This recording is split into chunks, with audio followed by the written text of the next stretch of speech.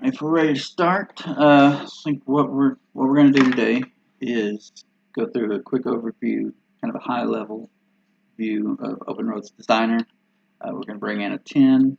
We're going to bring in an existing ground. We're going to create some geometry, horizontal and vertical, and then we'll create a 3D corridor to kind of show what you can do in a short amount of time.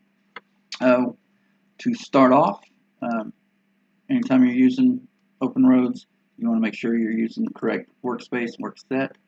I'm working on, so the workset defines where your files are saved, but it also defines where your resources are pulled from that OpenRoads uses. Cells, libraries, line styles, all that kind of stuff comes from there. If you don't set it correctly, it will default to your C drive, and it also default to metric. So neither one of those things are useful for what we're trying to do. So let's start with the roadways training demo set. To start out with, we're going to bring in a terrain model from a 10 file. Terrain is the only thing that needs a 3D seed file, so we'll make sure that our seed file is a 3D one, and we'll call it existing terrain.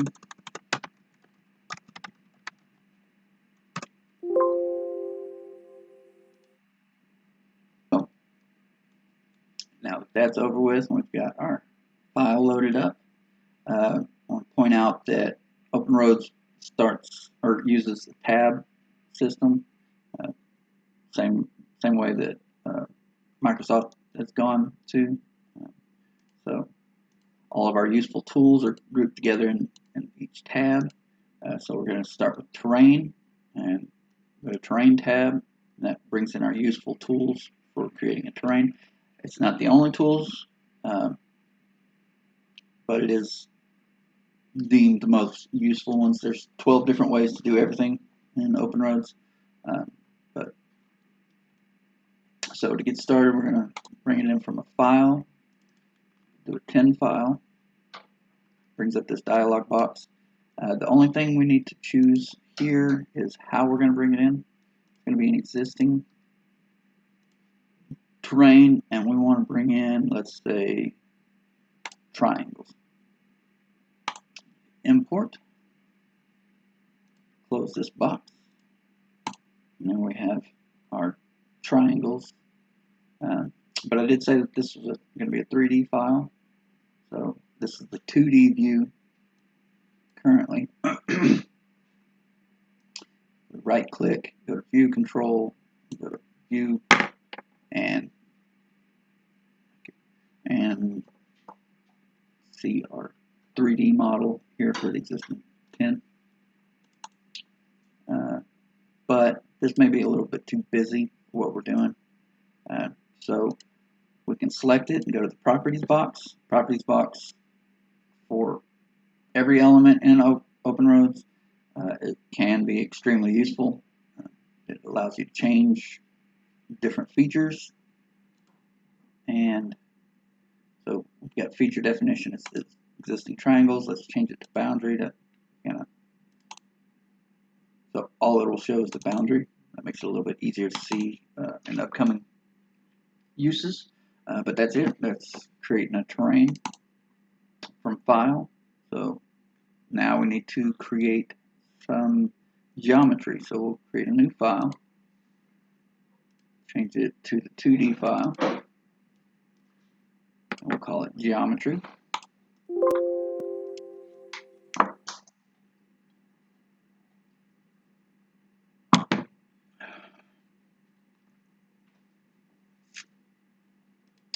We'll reference in our terrain.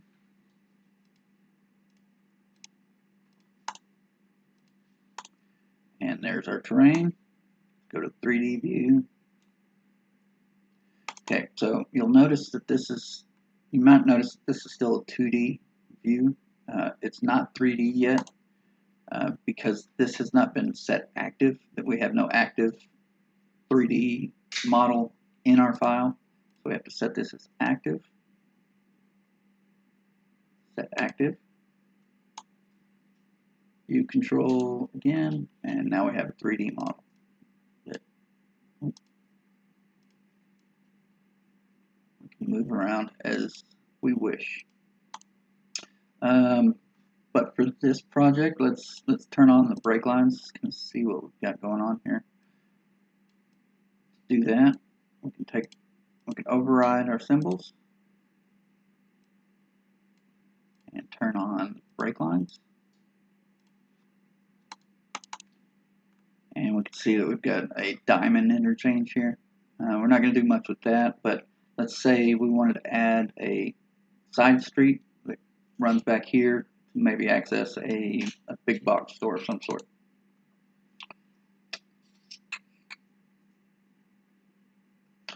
So when we draw lines, first we'll move over to the geometry tab, and we'll be in the horizontal for right now. When we draw lines, it'll come out as a default white line. That's why it's important to change your feature definitions. And for the feature definitions are set in the workspace. So if these don't come up, or if it comes up and it's not something you're familiar with, it's probably a workspace issue. But we're just concept planning right now, so we'll do on baseline, and now when we draw a line, it comes in as red. Oh no, I got to make sure to turn on when I'm using it. Now it comes in red, and arcs come in for this particular feature definition as orange. That way it makes it easier to see where your arcs begin and end on an alignment. Also notice that these have data associated with them. They have it linked. You can change that at any time. And they have a direction. You can change that at any time.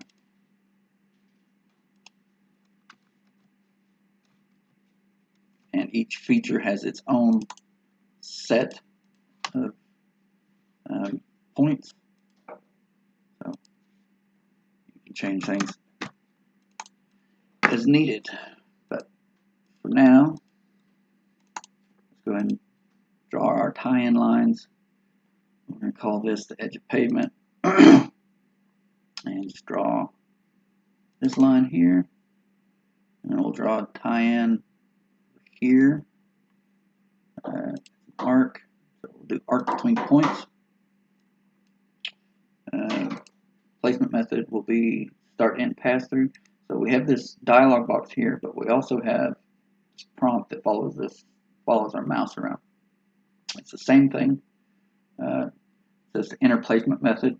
So you left click to enter, then you enter the arc, the start point, say here, and the end point here, and it passes through this point here. So now we have an arc and a line. So let's create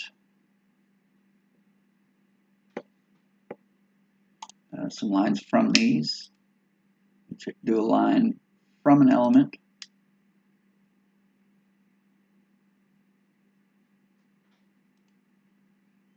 Line from element, line from element. And we'll say starts at 0. Bring it out to around here. It'll be a 90-degree skew, and it'll end on the other line. Do the same thing here.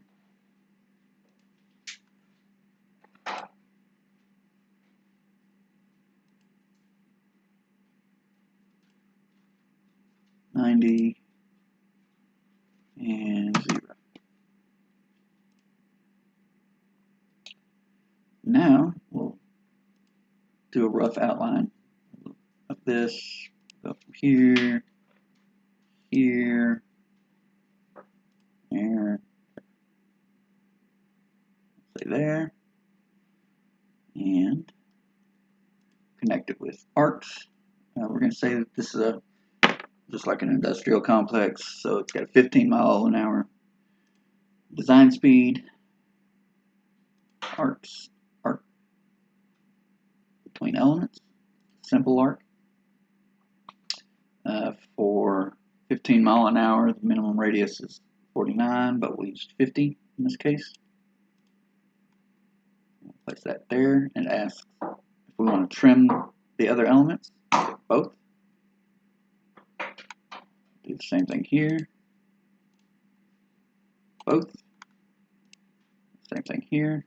And you'll notice that these are dependent on each other. So if you move one, it'll move with it. And you can also change these elements as needed. But these are individual elements. In order to make an alignment, we need to make it a complex element. So we'll select complex by element, select the first element, check that it's okay, and say yes, we like that. So we have our alignment now. You'll notice that nothing shows up in the 3D view though. That's because there's no profile associated with it. So we can bring in our profile view, do plan, profile, and 3D view. Ask to select the element to be shown in profile. Select it, and select the open window. And there we have our profile with the existing grounds showing. You've got dark areas, which are straight lines, and the grayish area, which are the curves.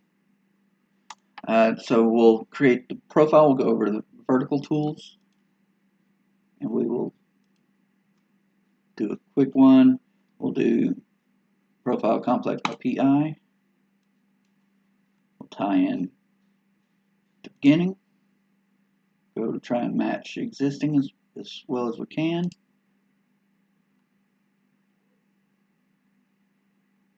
Turn off snaps. And then turn on snaps again. Tie it back here. It's got a K value of 10. That's just a filler for this for right now. We want to have something in there. And then left click, right click to stop. Now we have our profile. But we need to make some changes, make sure that it's nice curves. Crest for 15 miles an hour is 10, which we're already meeting.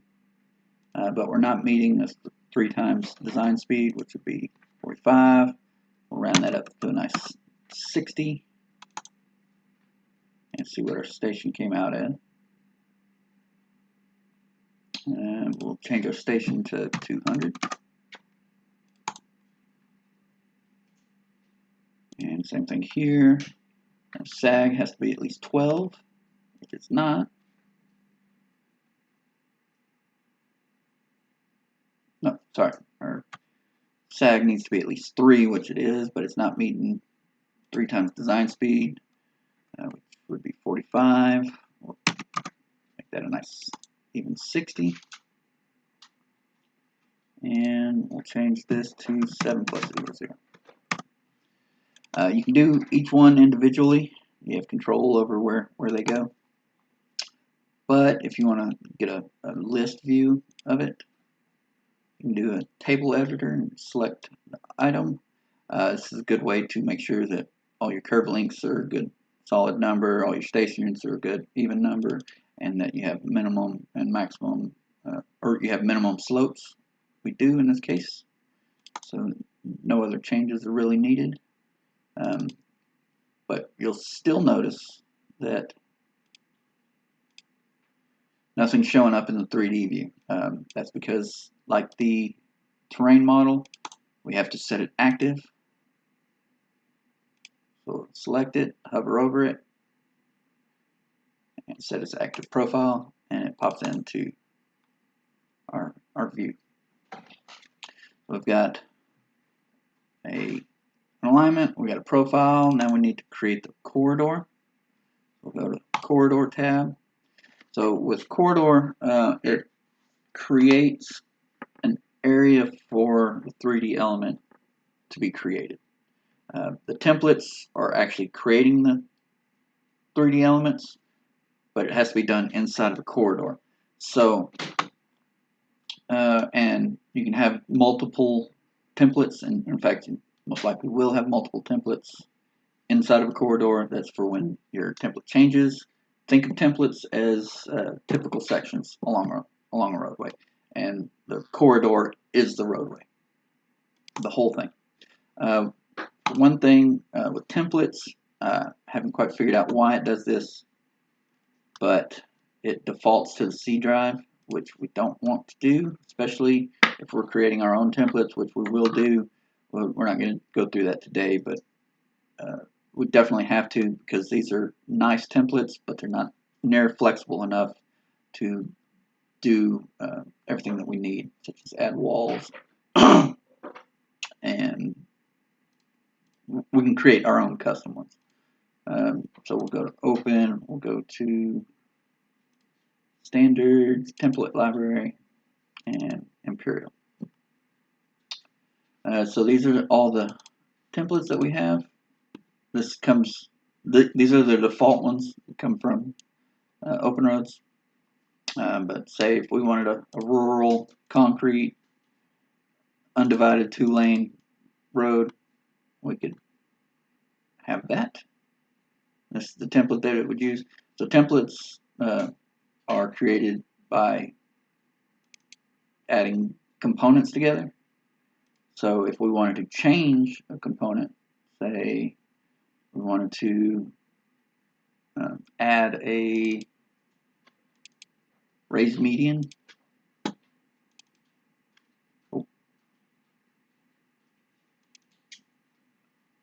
Added a raised median, just take it, throw it on there.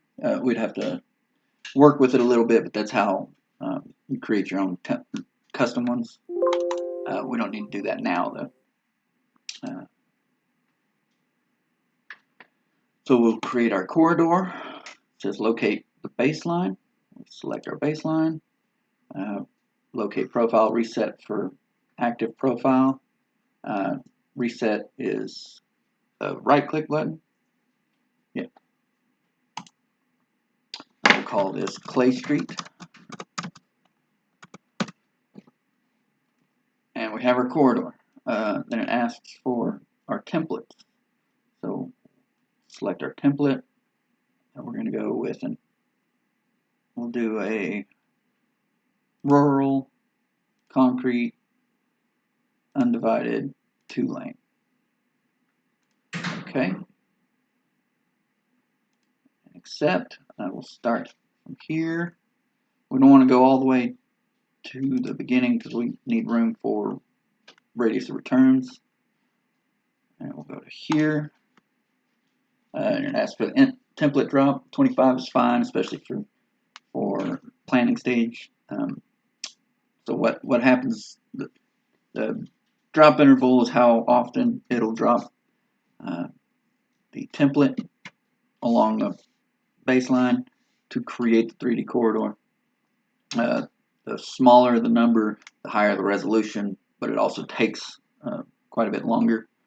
So 25 is fine for this application. And we'll let it run. And we have a 3D corridor. When we create our 3D corridor, it brings in a 3D reference file on top of our plan view. We can turn that off to kind of clear it up a little bit. But it also draws in our 2D elements. So now we have an edge of pavement, edge of shoulder, a hinge point, and a ditch line, and our tie-in line. And each one of these elements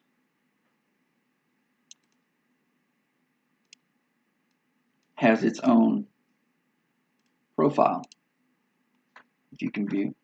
So in this ditch that we have an obvious low point, so we're going to need some kind of way of getting the water out of there.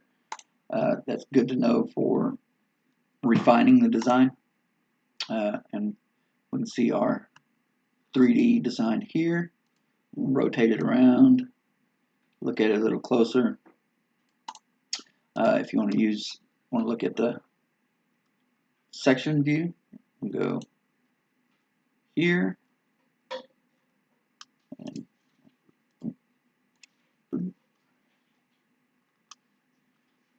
takes a second, and then it'll ask for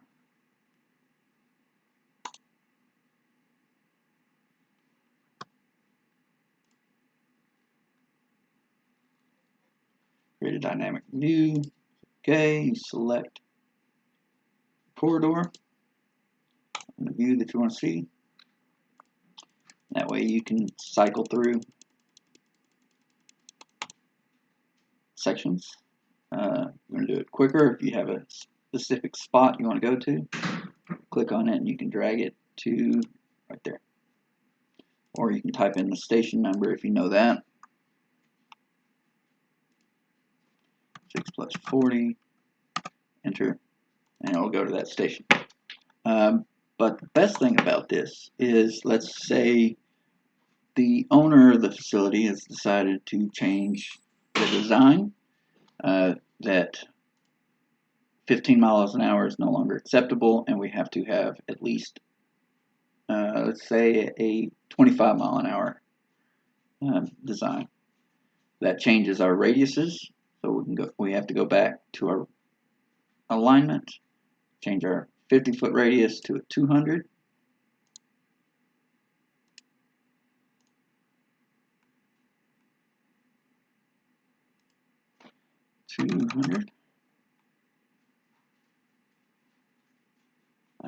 That's not going to work.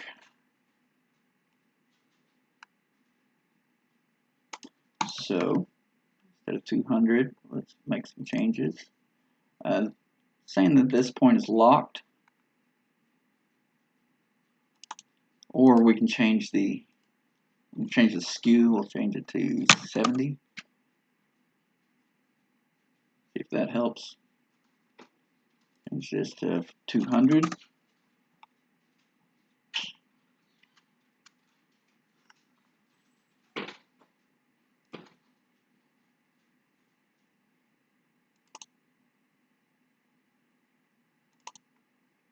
There, seems a little bit better. We need to change the radius of this one. Change that to 200.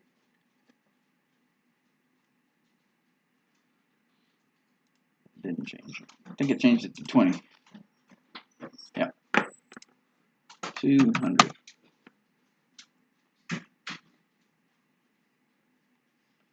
And we'll change this one to 200.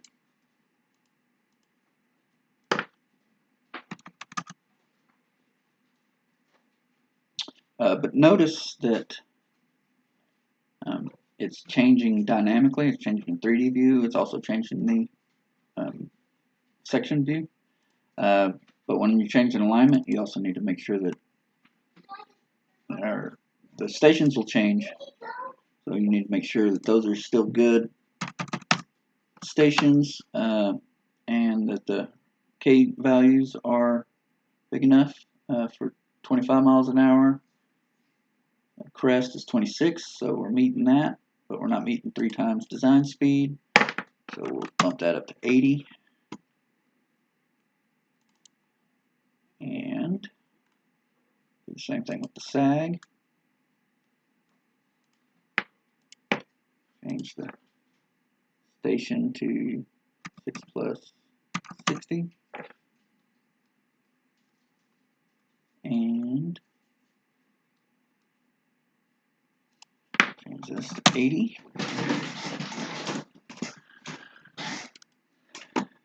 And we also decided that there's needs more lanes, so we can change our template.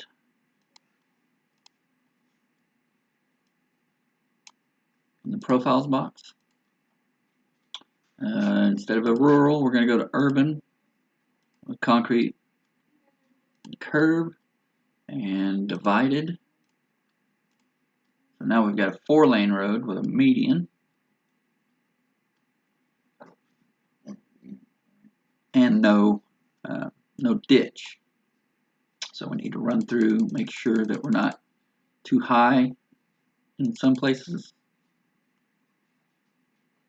or too low, or too high in some places. And it looks like it might be too high here. Oh, looking good there. But if we were, we'd come through and change the elevation to, we'll say 43.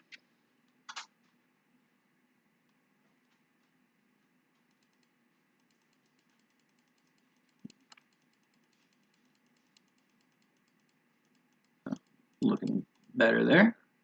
And we can get a report on the elements in the corridor. Select the corridor, and it'll give you cut and fill volumes. We've got a cut of almost 4,000 cubic yards. We've got 88 cubic yards of sidewalk. And let's see what we got. 1,200 cubic yards of pavement. But we wanted to make one more change. This pavement doesn't look to be stout enough, and we also want to add a shared use path on the left side. So you can edit the template with parametric constraints. Do it from start to finish, and we'll change the sidewalk length on the left side, sidewalk width on the left side, 4 to 10. So now we've got 10-foot sidewalk. We'll also want to change the depth of pavement. Let's see, pavement depth 1. It's currently at 9 inches. We'll change it to 1.5 feet.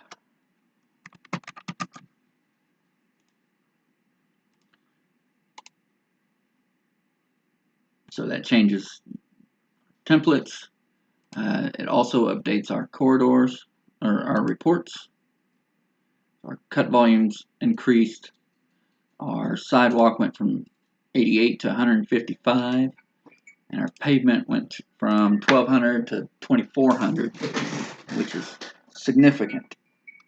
But that's a big overview of what you can do in OpenRoads.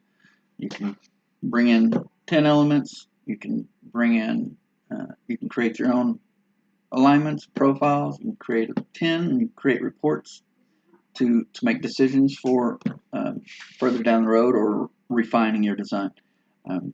That's all I have for today. I'm more than happy to answer questions.